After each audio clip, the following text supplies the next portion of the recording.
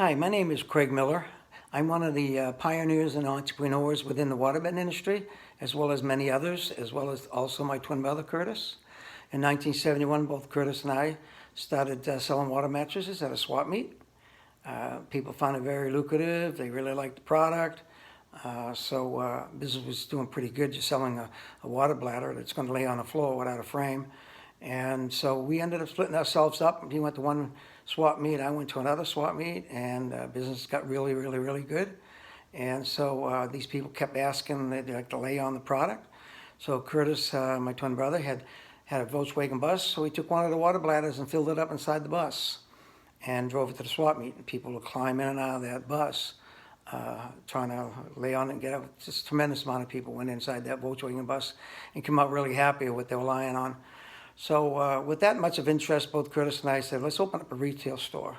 So we opened up one retail store in Orange, and it was our first retail store. And we were buying the water mattresses from Water and Air, Wavecrest, Signature Waterbeds, that was owned by Jack Nassoff. So within a couple of years, we had 5 retail stores. And we were making our own furniture, frames, pedestals, getting them up off the floor. Heaters came along. We're able now to heat up the water, make it warm or cold, depending on if it was winter or summer. And so I wasn't really crazy about the retail side. It was tough to deal with retail customers. My twin brother enjoyed it. With that, I asked him that, how about if we think about getting into manufacturing facilities? This company called Signature Waterbeds, where we were buying mattresses from. Jack Nassoff was the owner, wanted out of that industry of the business because he was in the salon business, hairdressing and so forth, beauty salon. And so we ended up talking, and we put our heads together, and we ended up selling our retail stores. Took the cash, went and bought the manufacturing facility. It was called Signature Waterbeds, and called it American National Manufacturing back in 1974. And then we opened up our own little tiny shop. We moved from Irvine to Orange and closed down over half of the Signature Waterbed parts that we bought. He had furniture, manufacturing stuff for the wood, for the frames and all that. That wasn't something we wanted to do.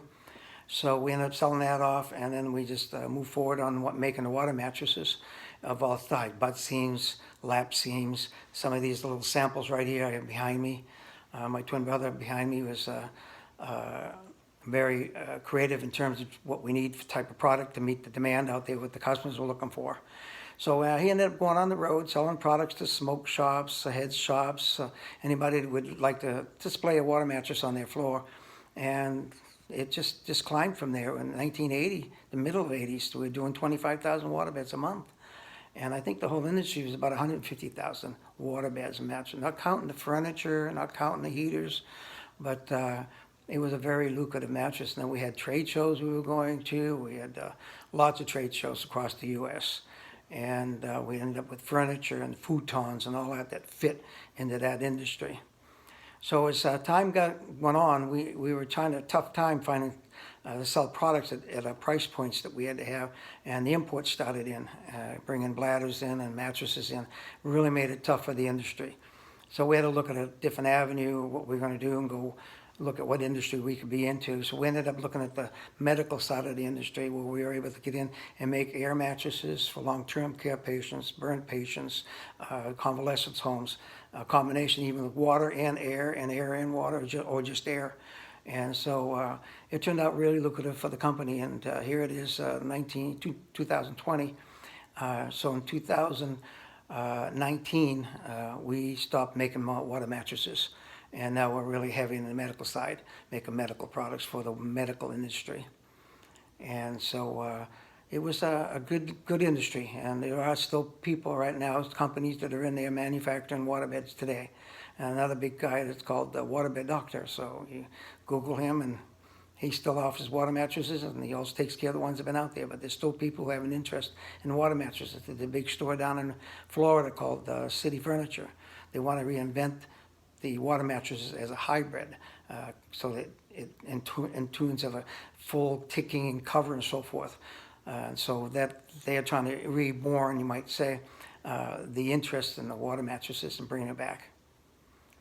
So anyways, we had a great life. We had a great company, and it is still going today, but we're just not making any water beds today. So thank you for listening, and if you're interested in the waterbed still, Google it and you'll find it. Bye.